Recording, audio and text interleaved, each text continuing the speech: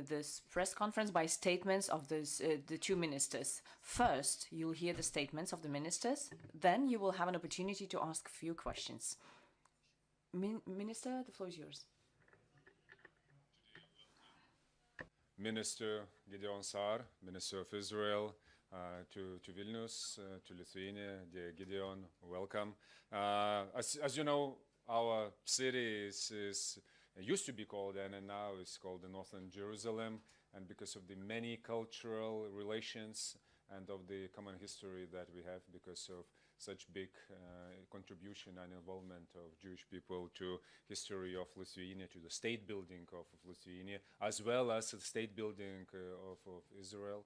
And this is very much connecting us bond on which we have the obligation as the current ministers to build for our future better relations, better for our cultural, academic, scientific and business exchanges, because we have all the reasons to do it. Even the light is going up and down. And then I shift to Lithuanian a bit, and norėčiau pasidalinti. I would like to share the details of our meeting with the Israeli Foreign Minister and the topics that we have discussed today. It is obviously the topics that were evolving around the situation in the Middle East region, the military tension and escalation between Israel and Iran has brought a great instability both to the region and to the world, and we understand that Iran has posed and continues to pose existential threats to Israel. Iran's nuclear program is a threat to the entire world, and we have all the reasons and we have to put all the efforts to stop this program and to make world safer and more stable. We cannot allow anyone to threaten the democratic state which is friendly to us, the Israel's right to exist and to live in security. This is why the current situation in Lithuania is actively supporting the joint efforts to put pressure on Iran and use other measures to make Iran agree with the requirements of the international community to seize and refuse the nuclear program completely, to allow international inspectors to check their nuclear sites. And that is not the only challenge, security challenge, which Iran poses to the world. They also have the ballistic missiles program, and we see the results when Israel suffered Iran's attacks, and Israeli defense systems were worked very well, and if not those systems, probably Israel could have suffered stronger losses. So we see various organizations which really threaten the security of those who want to live in peace. This is why we have to use the situation to work for our joint security efforts. And in this area, we have the same security Israel's together with Israel, and the same interest as the entire democratic world has. With the minister, we have discussed today about the attempts to retrieve hostages, Israeli hostages who have been captured during the Hamas attack in October last year. And we see from the delegation members, they are wearing those yellow ribbons which show these tragic events, and then the hostages have not been returned. That has to be done unconditionally, and that is the way to a ceasefire which everyone is looking for, so that we can achieve stability as soon as possible. And conditions are provided to implement other requests, such as ensure security in Israel and entire region. With the minister, we also discussed the humanitarian situation in the Gaza Strip, and this topic has been discussed a number of times with the minister during our phone conversations. I really appreciate this possibility to exchange our views and assessments of this situation, and I truly appreciate the efforts done by the minister in order to improve the situation in the region. We understand that not everything happens as smoothly as we would like, especially when the military operation is ongoing in the Gaza Strip. But the minister has reassured me that the Israeli state is putting all efforts to improve these conditions. The Lithuania's interest is to have this improvement sooner. There are also other topics that we have touched upon, but we will discuss it in greater details during our meeting with delegations. That is our mutual trade, bilateral trade, and it is really growing, and we see great potential to expand our cooperation in a high technology area, to cooperate more. We have wonderful examples such as Israeli investments brings great benefits to both countries. We have many success stories. We have a number of startups operating in Lithuania. So we have to improve the conditions for Israeli investors and to continue building our mutual relations in the future. We have also touched upon the Holocaust in Lithuania, which is a very important part of Lithuanian history, of historic memory of Lithuania, and that is also an important part of Israeli history. So we have shared our views with the minister on the relation to this tragedy, and together we will visit the Panerai Memorial later today. And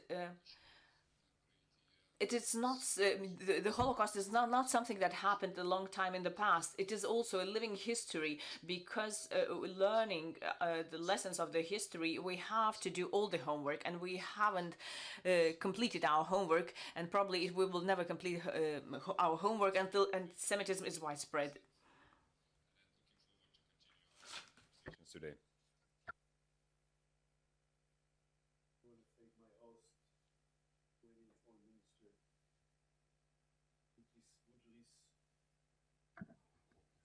For the warm hospitality. I want to thank your open and direct approach. The dialogue between us is good, important, and effective. It is a privilege to be here in Vilnius. Our nations share deep historical ties. Jewish community of Vilnius was once a major center of Jewish life and learning in Europe.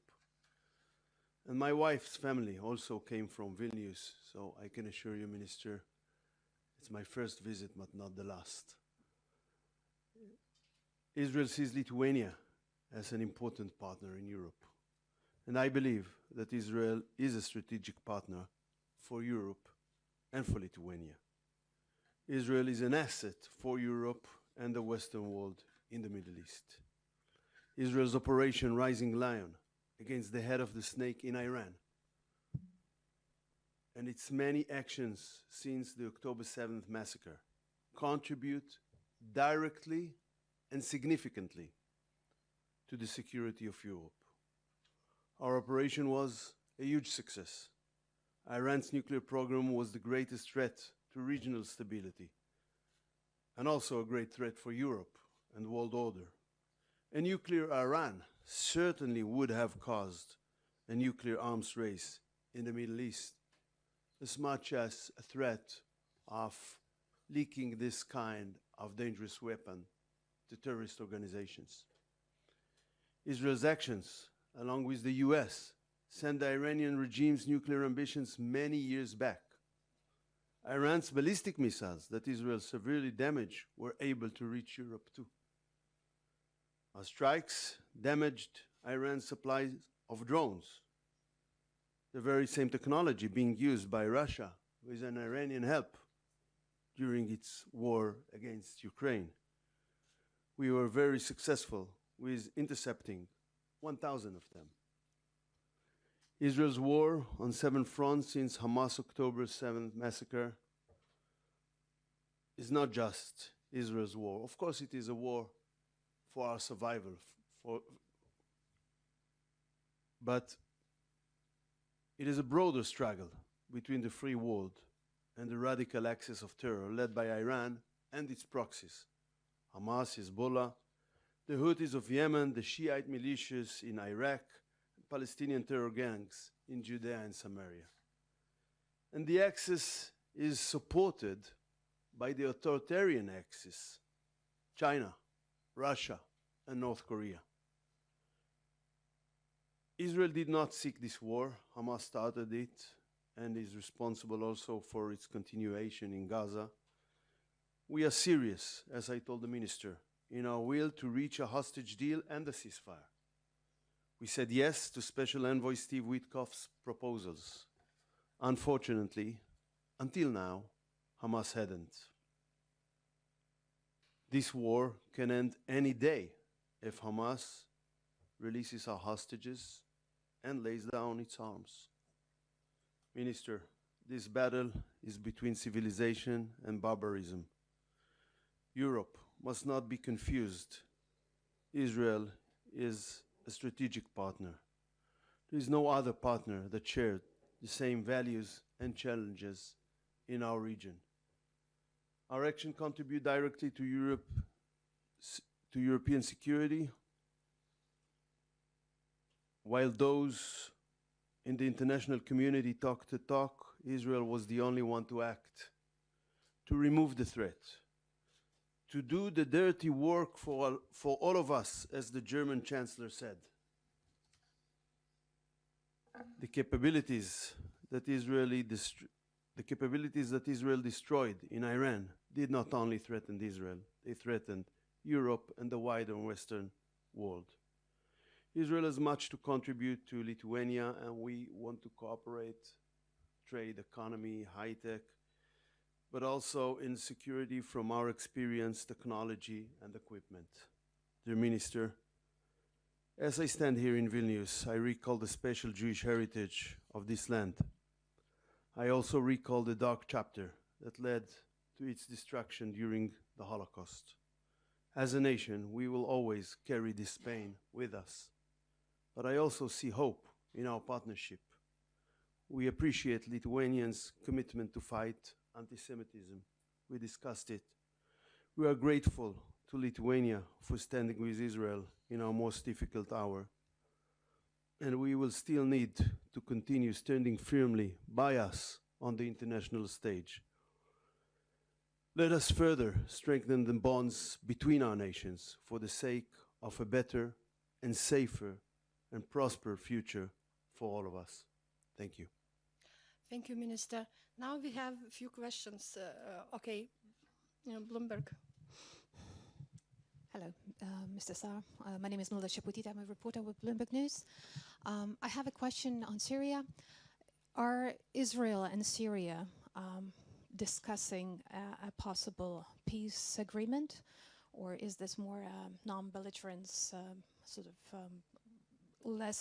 more limited non-belligerence agreement with Syria? And how would it be different from the agreement that Israel had with the Assad regime back in 1974? Thank you.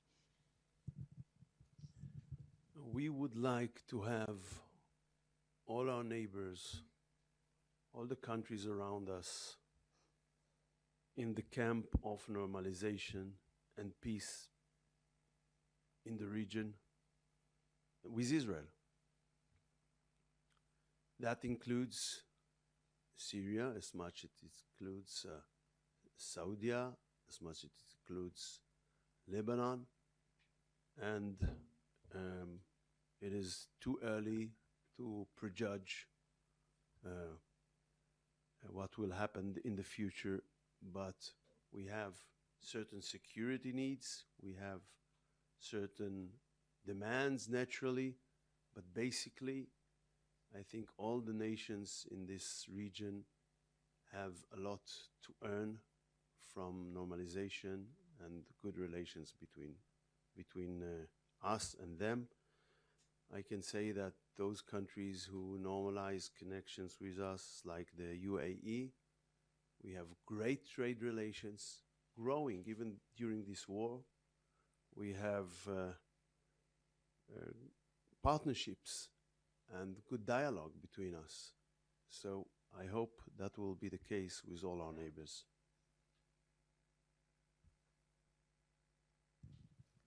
Yes. Polish Baltic News Service news agency, with waning European support because of the Israel's actions in Gaza, do you feel that Lithuania's actions in the international arena is sufficient, and in which areas could it be more marginal? Well, I'm not to judge. We consider Lithuania to be our friend. We have very friendly relations. We talk often, and my colleague reflects honestly friendship and sometimes worries, and it is okay. I think that from our perspective, Lithuania is one of the countries that understands the importance of the relations between Israel and the EU as a whole. As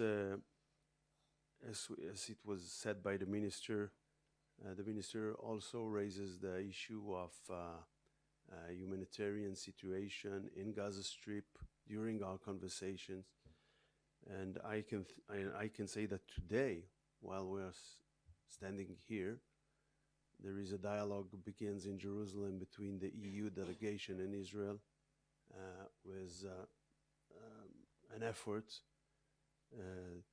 to not only to exchange views, but maybe to see how we can work together to improve situation. And I believe that this approach is one of the reasons is my colleagues' approach to engage through a dialogue. It is always the best thing to do things, and we are totally open, since our aim is to defeat Hamas. We don't want Hamas to use the humanitarian aid as an economic asset to empower its war machine, but we want it directly to go to the people of Gaza.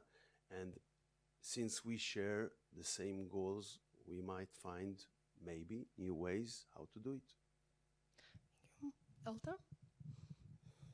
Ustė Pauluskaitė, news agency Elta. So, as you mentioned, you have talked about the humanitarian situation in Gaza. So, did you receive any criticism from Minister Budrys about it, especially having in mind that even today in Vilnius, where people were protesting against this and against Lithuanian-Israeli relations? You know that in bilateral relations between countries, when you go out from a meeting, you can say what you said, but not what the other side said. It is his privilege, but we discussed the issue naturally, and as I said, it also was raised by the minister in our phone conversations, and afterwards we engaged, I engaged with EU High Rep Kaja Kallas to begin this dialogue that we will begin today in Jerusalem between the EU and Israel on the matter. If I can add, also answering your question in Lithuanian, mes kalbamės. We are talking about the situation and about the reports from the Gaza Strip, and we are all following this information, and we see that information openly, and I totally agree with what the minister said. This is how it should be, true friendly relations. This is how they should be built. In case any questions arise, in case we have any doubts even in the international arena, or when there is a need for engagement, through the actions of European Union, we address those questions directly, and we talk about that openly. So today we have a clear understanding and a common understanding that there is a need to improve the situation of humanitarian aid, and to improve the figures that we see now regarding the humanitarian aid. And the distribution of humanitarian aid should be broader, understanding what big challenges lie there in the presence of military actions. So yes, this question, when it is raised, and there I would like to highlight something, when this question is raised together with our colleagues, in the EU Council of Foreign Ministers, and one thing that Lithuania has been repeating and will continue to repeat, that the EU really appreciates relations with Israel, and it really values these relations, and we have to take a look at all the possibilities and to we have to explore all the possibilities to build and enrich our relations with Israel. First of all, we have to talk and discuss various ways of supplying this humanitarian aid. And this is what we are doing now. And this is what it should be, not by the measures that we impose against countries where we don't share any civilized relations or any civilized way to exchange our views. So I think that we will continue moving in this direction. We will continue discussing, and what I see from the minister, this allows me to believe and to hope that the situation will improve. Thank you, Minister. And the last question from the Lithuanian side. Šarūnas Dvareckas, TV3 News. The question is from the latest news from Poland. What has been said about strengthening border controls between Lithuania and Poland? Previously, it has been said that this comes from the German side. Have you heard anything from the border guards side? Have you spoken to the special officials of Poland? Yes, yesterday I received the news from Radisław Sikorski, Foreign Minister of Poland, and I heard he said that the Polish government is about to adopt a decision on introducing stronger controls on the border between Lithuania and Poland, and on the border of Lithuania and Germany, taking into account of the situation of illegal migration and the rising number of illegal migrants that are reported on both borders. So yes, I know that our ministers of interior are discussing this topic on bilateral level between Lithuania and Poland, and yes, we have to take into account the realistic figures, and we have to see the dynamics of how many illegal migrants were captured, on our border, and we have to apply the most effective measures by implementing the measures that are not really infringing the freedom of movement and helping us to firmly protect external EU and NATO borders. And we will talk to other countries of the region about these matters. I know there is exchange with the Latvian minister in order to harmonize these measures. Thank you very much. Ministers.